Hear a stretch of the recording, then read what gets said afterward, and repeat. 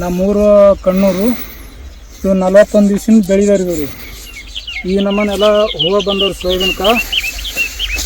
ಇದೇನರ ಒಂದು 6 ಎಕರೆ ಅದ ರೀ ಸೋಯಾಬೀನ್ ರೀ. ಈ ಎಲ್ಲ ಈ ಥರ ಬಂದ್ರಿ, ಎತ್ತರ ಅಲ್ಲಿ ಹೂವಾಲಿ ಈ ನಮ್ಮನೆ ಬಂದವ್ರಿ ಹೊಲ ರೀ.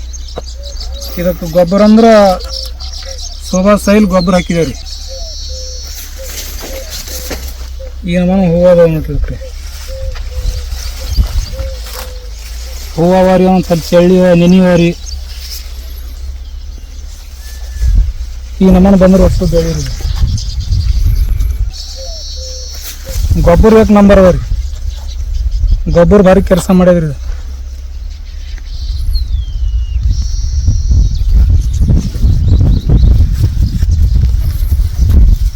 ನೋಡ್ರಿ ಬೆಳಿಗ್ಗೆ 1 ನಮೂನೆ ಬಂದ್ರೆ ಅಷ್ಟು ರೀ.